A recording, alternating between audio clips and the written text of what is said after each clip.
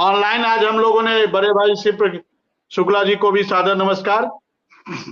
और आज ही हम लोग की ऑनलाइन बैठक हुई है प्रदेश कार्यकारिणी, जिलाध्यक्ष, जिला महामंत्रियों की, और उसमें निर्णय लिया गया है कि सरकार से समन्वय बनाकर एक बार फिर से पैरवी करके देखा जाए कि हमें सफलता मिलती है कि नहीं मिलती है। हम आशा करते हैं कि सरकार को समझ में आएगा अनुदेशकों की पीड़ा, और सरकार हमारे जो मांग पत्र है जो शामिल किया गया था उस पर सरकार विचार करके हमें इस समस्या का समाधान कैसे हो इस पे सरकार बिल्कुल ध्यान देगी। और बड़े भाई शुक्ला जी से भी सादर निवेदन है, अनुरोध है कि जब भी आप जाएं हमें भी एक आवाज दे दे।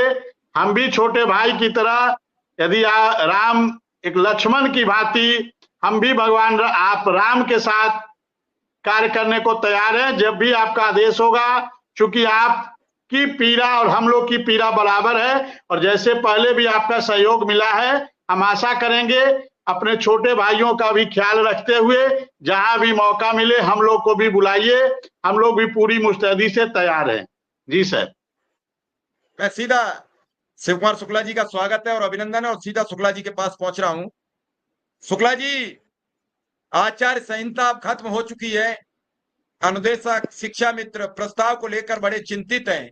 लगातार आपसे भी मैसेज आ रहे होंगे, मेरे पास भी मैसेज और सवाल आने लगे। हालांकि अभी सरकार के सभी नेता सरकार गठन में लगे हैं, मुख्यमंत्री खुद बिजी हैं, और बेसिक शिक्षा मंत्री तो उनके पिताजी चुनाव हार गए, तो वो अपने कष्टमय हैं इस समय। ऐसे में जब आपको लखनऊ जाएंगे तो क्या जानकारी है, क्या बेसिक शिक्षा विभाग अब शिक्षा मित्रों के प्रस्ताव को स्पीड देगा, गति प्रदान करेगा? लेकिन मेरे पास जो मैसेज है, अब उम्मीद है कि जल्दी गति मिलेगी। मिश्रा जी प्रणाम, विक्रम भाई को आशीर्वाद, जितने भी लोग चैनल से जुड़े हैं सभी का आभार। मिश्रा जी, आज हमने नोटिस किया है अपने सारे जिला अध्यक्षों को, प्रांतीय पदाधिकारियों को, मंडलीय अध्यक्षों को, ब्लॉक अध्यक्षों को और सक्रिय शिक्षा मित्र साथियों को, मैंने आपको भी मैसेज किया है। और मैंने ये निवेदन, मैं एक बैठक की डेट तय करूंगा, सारे लोगों के साथ बैठक करूंगा, कमेटी पे विचार करूंगा और अगली रणनीति पर जो भी चर्चा निकल कर आएगी उस पर निर्णय लेंगे।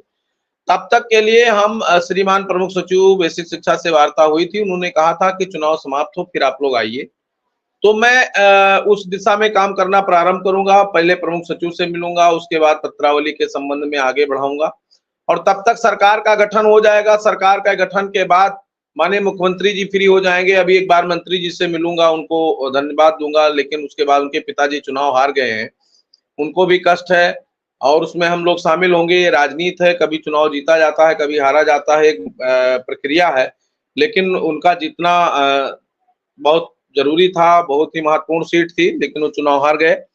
मैं मंत्री जी से भी मिलूंगा और मंत्री जी से मिलने के बाद में फिर अन्य तमाम माननीय मंत्रियों से और विधायकों से मिल करके, जनप्रतिनिधियों से।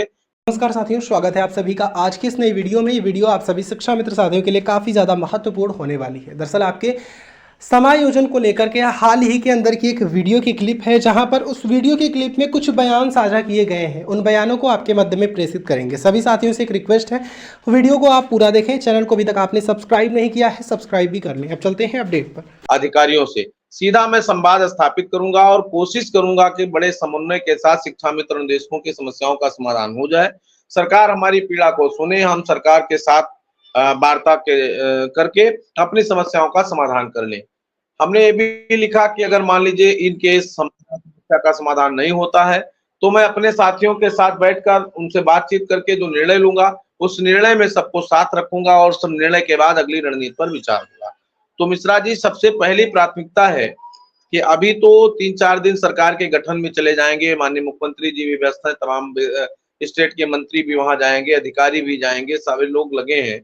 और सरकार के गठन के बाद कामकाज जैसे ही शुरू होता है तो हम प्राथमिकता के आधार पर इस विजन को लेकर के और सरकार के पास जाने का प्रयास करेंगे। और उम्मीद होगी है कि सरकार को सुनना चाहिए, क्योंकि माननीय मुख्यमंत्री जी ने कहा था कि चुनाव के बाद हम शिक्षा मित्रों की समस्याओं पर चर्चा करेंगे, हम देशकों की समस्याओं पर चर्चा करेंगे, अन्य व्यवस्थाओं को देखेंगे। जहां तक चीफ सेक्रेटरी साहब हमारी पत्रावली ले भी गए थे, सभी के संज्ञान में है। महानिदेशक महोदय का आभार है, वो भी गई थी। आदरणीय प्रमुख सचिव साहब ने बहुत मेहनत किया था, लेकिन उसके बाद भी उन्होंने किसी कारण से मना कर दिया होगा। तो मैं एक बार फिर माननीय मुख्यमंत्री जी के पटल पर अपनी बात ले जाऊंगा, रखूंगा और निवेदन करूंगा कि अब हम लोगों का समस्या का समाधान करिए। ये कर्मचारी आपका है और आप इस प्रदेश के मुखिया हैं और हम सब पर समस्याओं का समाधान करके एक बड़ी कृपा कीजिए, क्योंकि अब समस्या बहुत विकट हो गई है। लोगों के खर्च नहीं चल पा रहे हैं, लोगों की दवाइयां नहीं हो पा रही, लोगों के बच्चे पढ़ नहीं पा रहे हैं और जिम्मेदारियों का निर्वहन न कर पाने के कारण ही हमारे तमाम लोग हमारे बीच में नहीं रहे, तमाम लोग इलाज के अभाव में नहीं रहे।